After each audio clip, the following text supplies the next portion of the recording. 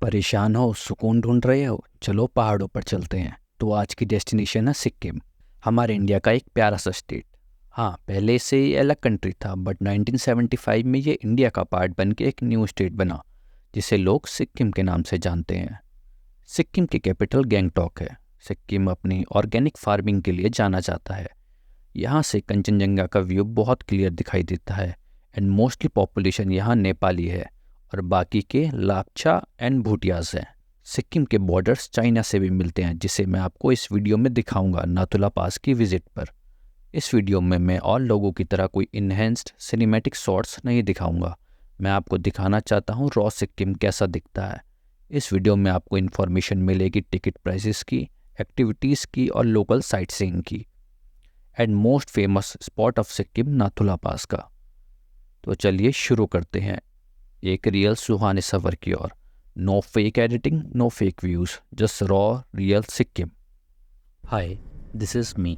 मेरा नाम जगदीश है और मैं नोएडा से हूँ। तो हमारी फ़्लाइट दिल्ली एयरपोर्ट से है, तो हम सुबह सुबह निकल जाते हैं दिल्ली एयरपोर्ट के लिए।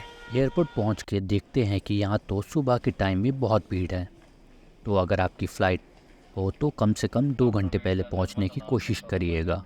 मेरी फ़्लाइट है स्पाइसजेट से, तो मैंने सबसे पहले स्पाइसजेट के काउंटर से किया अपना बोर्डिंग पास कलेक्ट और निकल गया अपने फ़्लाइट गेट नंबर के लिए। जाते हुए मुझे दिखता है एमिरेट्स का प्लेन, जो दुबई जाने के लिए रेडी हो रहा था।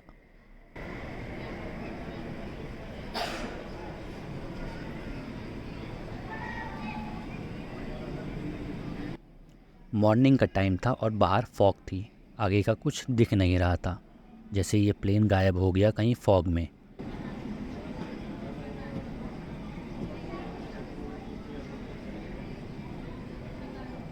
मैं अपने गेट पर पहुंचा ही होता हूं कि मुझे पता लगता है कि फ़्लाइट तो 2 घंटे लेट है। ये डिले कब 2 घंटे से 6 घंटे का हो जाता है पता ही नहीं लगता है। और हमारी फ़्लाइट जो कि 8 बजे की थी मॉर्निंग की, वो 2 बजे उठने के लिए रेडी होती है। फाइनली 6 घंटे के वेट के बाद बोर्डिंग चालू होती है और मैं निकल जाता हूँ अपनी सीट पर, जो कि विंडो थी, ताकि आप लोगों को बाहर का व्यू दिखा सकूँ। फ़्लाइट उड़ने से पहले क्रू देता है हमें सेफ्टी इंस्ट्रक्शंस और हम खो जाते हैं बादलों में। तो जब तक मैं बागडोगरा पहुँचता हूँ आपको कुछ इन्फॉर्मेशन प्रोवाइड कर देता हूँ। मैं आपको फ़्लाइट और ट्रेन दोनों की इन्फॉर्मेशन दे देता हूँ। अगर आप फ़्लाइट से आ रहे हैं तो सिक्किम पहुँचने के लिए नियरेस्ट एयरपोर्ट बागडोगरा है।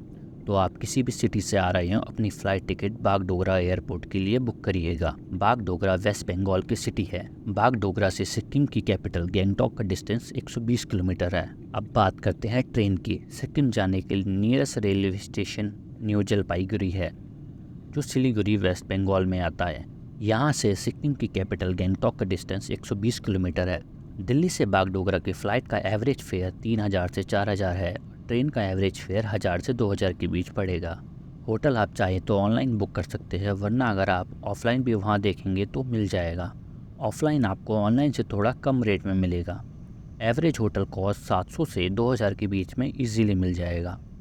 आप चाहो तो डायरेक्ट गैंगटॉक जा सकते हो, या तो आप एक दिन दार्जिलिंग में भी रुक सकते हो। दार्जिलिंग अपनी ऑर्गेनिक चाय के लिए बहुत फेमस है। यहाँ पर Buddhist monasteries, tea garden and morning sunrise famous है। क्योंकि दार्जिलिंग बागडोर और गैंगटॉक के बीच में पड़ता है, इसलिए मैं एक दिन दार्जिलिंग रुकूंगा एंड देन गैंगटॉक के लिए निकलूँगा। फर्स्ट डे में मैं दार्जिलिंग कवर करूँगा, second day Gangtok local sight seeing and third day Nathula pass, Tsomgo lake और बाबा मंदिर। बाकी टिकट वगैरह की इन्फॉर्मेशन मैं आपको आगे वीडियो में देता हूँ। तो वापस आते हैं अपने व्लॉग पर।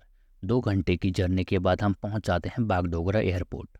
बागडोगरा एयरपोर्ट एक डिफेंस एयरपोर्ट है, इसलिए यहाँ फ़ोटोग्राफी बैन है, इसलिए मैं वीडियो नहीं बना पाया। बागडोगरा का वेदर साफ था। एयरपोर्ट से एग्जिट होते ही आपको टैक्सीज वाले दिखेंगे, या तो आप उनसे बार्गेन कर सकते हैं अपनी डेस्टिनेशन के लिए, या एयरपोर्ट से एग्जिट करते ही लेफ्ट हैंड साइड में प्रीपेड टैक्सी बूथ है, वहाँ से आप जेन्युइन रेट पर टैक्सी बुक कर सकते हैं। तो मेरा प्लान था पहले दार्जिलिंग जाने का, तो मैंने टैक्सी बूथ से टैक्सी बुक करी दार्जिलिंग के लिए। बागडोगरा से दार्जिलिंग का टैक्सी कॉस्ट छोटी गाड़ी के लिए 2000 से 2500 है और बड़ी गाड़ी के लिए 2500 से 3000। मेरे साथ फैमिली थी तो मैंने करी इनोवा बुक 7 सीटर, जिसकी कॉस्ट मुझे 3000 पड़ी। तो मैं निकल गया दार्जिलिंग के लिए। जो आपको साइड में दिख रहे हैं ये सारे चाय के प्लांट हैं। दार्जिलिंग फेमस है अपनी ऑर्गेनिक नेचुरल टी के लिए। दार्जिलिंग एक हिली एरिया है, तो जो रास्ता है वो बहुत राउंड है। तो अगर किसी को उल्टी की प्रॉब्लम है तो मेडिसिन ज़रूर खा ले एयरपोर्ट पर लैंड होते ही, ताकि आपको रास्ते में उल्टी या मोशन सिकनेस वगैरह ना हो। जैसे जैसे रात हो रही थी ठंड मानो बढ़ती जा रही थी और अभी तक हम होटल पहुंचे नहीं थे।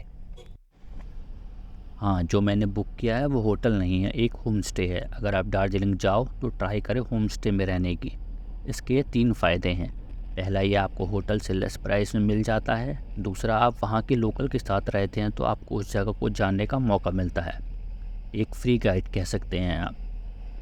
तीसरा, दार्जिलिंग के लोगों के पास main source of income tourism and tea farming ही है। तो अगर आप उनके होम स्टे में स्टे करते हैं तो you are helping them financially. And ये मत सोचिएगा कि होम स्टे है तो रूम अच्छे नहीं होंगे, they are too good. You feel like you are at your home. तो 3 घंटे के लंबे सफ़र के बाद मैं पहुंच जाता हूं अपने होम स्टे में। अंकल आंटी नेपाली थे, रूम एकदम साफ़ थी। टेम्परेचर अभी हो रहा है 4 डिग्री सेल्सियस, बहुत ठंडा। तो जल्दी से खाना खा के मैं चला जाता हूँ सोने। Good night.